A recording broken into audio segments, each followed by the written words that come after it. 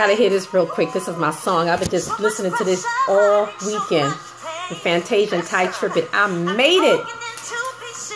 Because some of us really made it through some stuff in 2016 that could have really threw us off everything. But we bouncing back. Enemy try to take you out. Yes.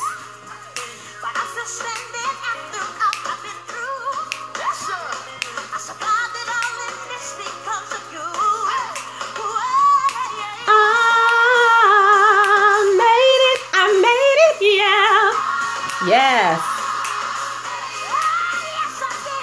I made it. I made it. I made it. One more time. I made it. I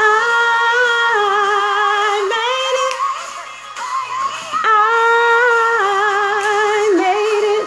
All right, that's enough of that. I don't want to get in trouble because I know one time I put up my little video getting down and Facebook took it off. Anyway, so hi, everybody. Good afternoon. I'm taking a real quick lunch break. I want to talk about my Relationship Thursdays live on Facebook for the month of November. I'm talking about relationships. So the whole show is not about relationships, but November is focused on building healthy relationships and communication so we can have more peace in our families and with our loved ones and with ourselves. Not only communicating with other people, but communicating with yourself. So that's getting into that inner self and that inner voice and that inner dialogue and what's in your mind and heart and all that great gravy stuff, right? So anyway, my name is Cheryl Howard. I'm your inspirational and empowerment strategist and coach. I do coaching and counseling online, virtual, but also in home.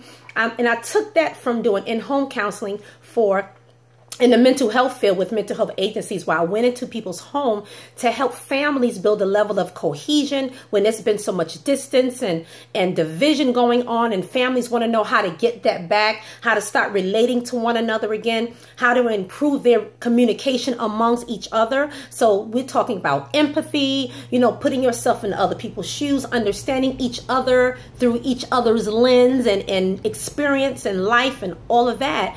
And also with individuals and couples to increase or include some kind of element of coaction. Coaction and coactivity is actually doing things together. People lose that. There's a lot of people who have lost that. A lot of couples forget that they're a couple when they get married, or after years go by and the children get older, and it's like they don't even know how to relate to each other anymore. They kind of lost that. So I kind of helped them bring that back, put some more vigor and some more life and some fire in the relationship. And sometimes it may just mean starting over from the beginning. What did you guys do before? Trying to remember and recall what you did in the beginning that made things exciting between the two individuals, right? Going back to that and doing those things again. It can end starting with one activity. But today is not about that. Today, I'm just going to give a quick intro of what I'm going to be talking about Thursday coming. And that is about identifying dysfunctional patterns of communication that in your history family that affect your relationship today. So you can be aware of it and identify it so you can nip it in the bud and break that pattern so you don't sabotage your relationship today. Now, this video was not planned, but because of a recent incident I had with a family member, I pointed out, yes, I did. And the person got upset. And I'm like, ooh, I got in trouble. However, it needed to be said. I felt it needed to be said.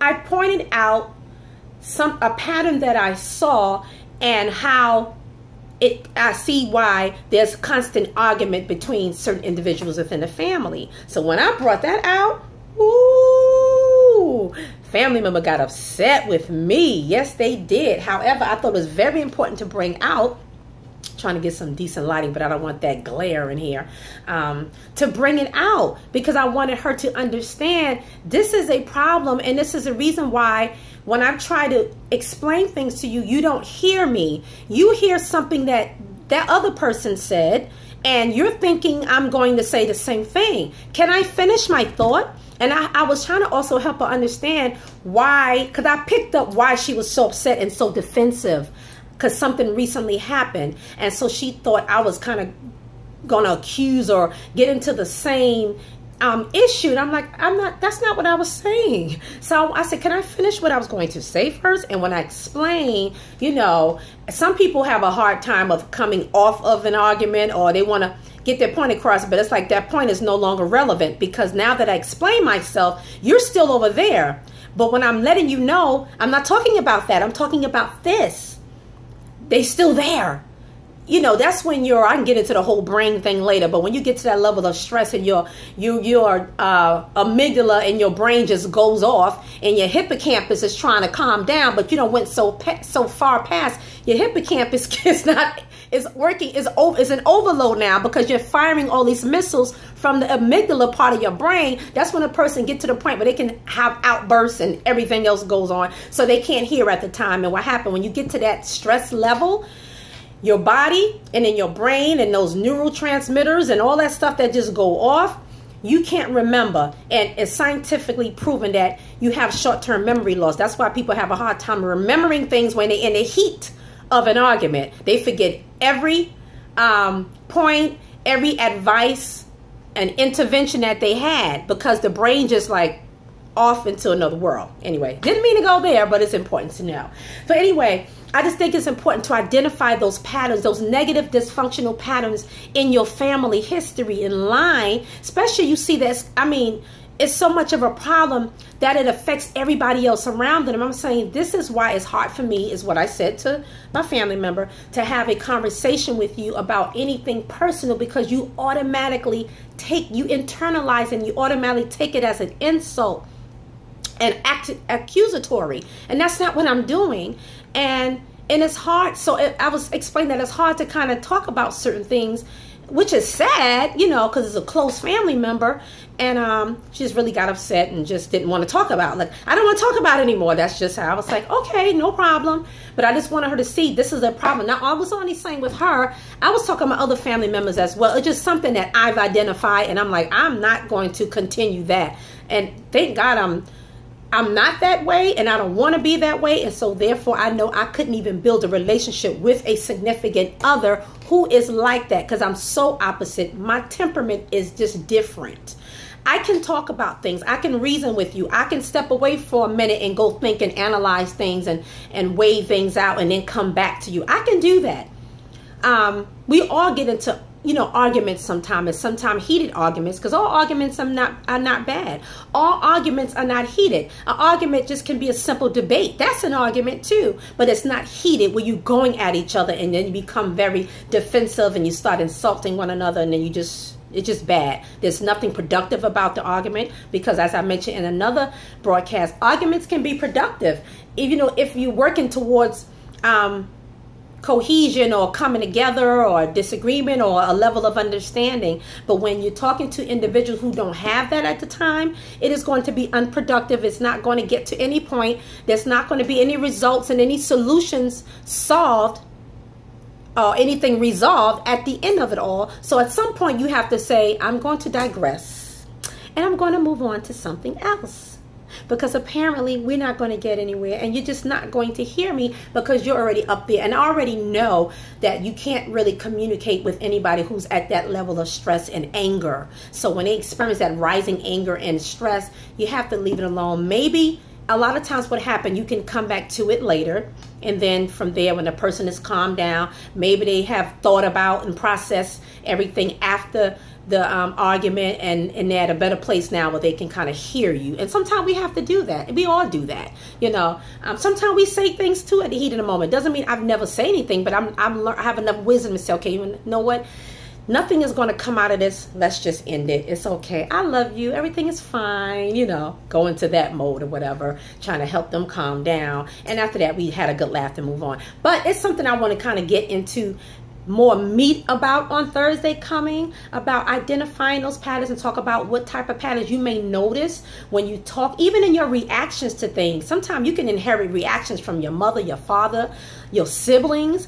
I just want you to take a look at that. Next time you kind of get into a discussion about something with someone, or an argument or something similar, kind of pay attention to how your reactions are, what you say, what comes out of your mouth. And sometimes that is an indicator that you're passing on something that's detrimental to your relationship today, that you need to stop because you're sabotaging, and you don't want your children to develop the same type of patterns. So I'm all about breaking patterns, all kinds. That's why when you go to my website, you will see helping people to break and overcome barriers so they can propel into their purpose, into their God-giving purpose. Because a lot of stuff, all of that stuff holds you back a lot of times from success.